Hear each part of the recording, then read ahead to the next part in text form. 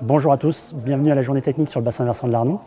Cette journée prévoit d'aborder la fertilisation de précision ainsi que la démonstration de semoirs pour semis directs pour couverts végétaux.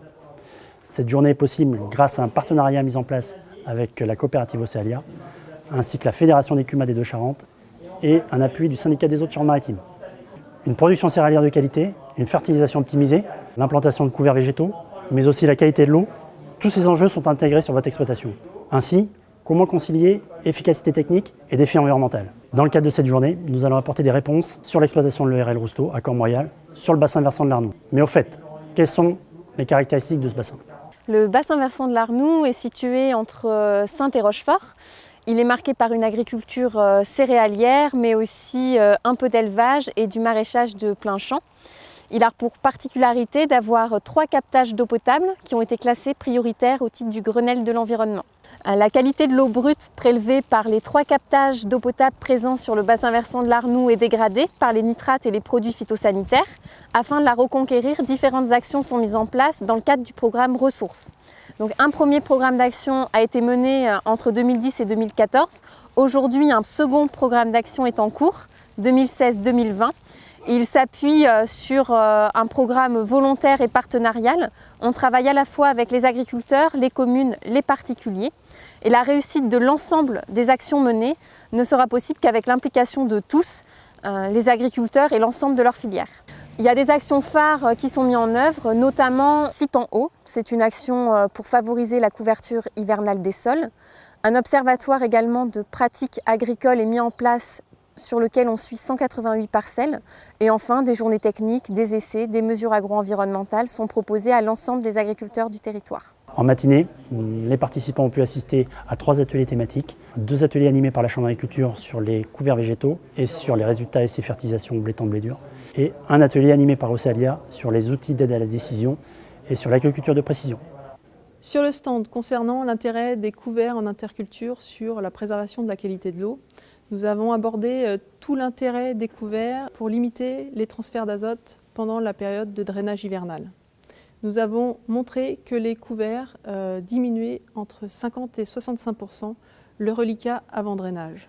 Les couverts ont également d'autres rôles importants qui sont la mobilisation des éléments fertilisants comme le phosphore et la potasse, ou également capitaliser de l'azote avec l'introduction de légumineuses, mais également aussi toute la préservation de la structure et de la porosité du sol grâce à l'enracinement des cultures intermédiaires, et aussi de dynamiser la vie biologique des sols et également de préserver la faune sauvage.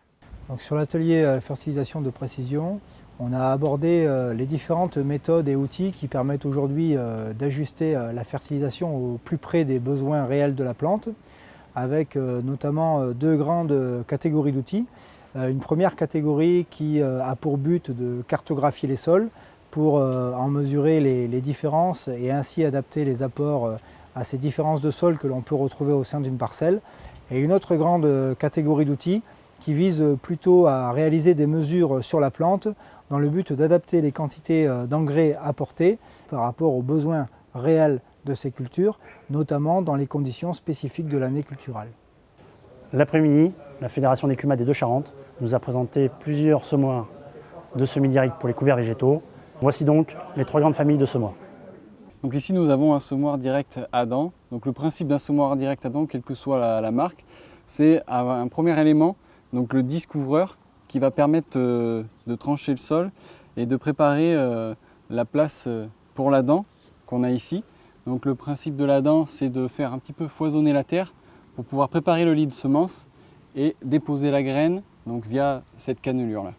Et ensuite, généralement, il y a un système de rappui, soit rouleau, soit chaîne ou autre pour derrière rappuyer la graine sur le sol. Donc là, nous sommes sur un semoir direct à disque. Donc le principe de ces outils, c'est d'avoir un ou parfois plusieurs disques suivant les marques. Donc ce disque qui va permettre de trancher le sol, de préparer en fait la pénétration donc, du coutre ou de la dent qui est rappuyée sur ce disque et qui va permettre entre les deux de faire descendre la graine pour l'implanter. Et ensuite, généralement, on a un système de rappui de type rouleau ou roue plombeuse. Ici, nous sommes sur un semoir à disque incliné.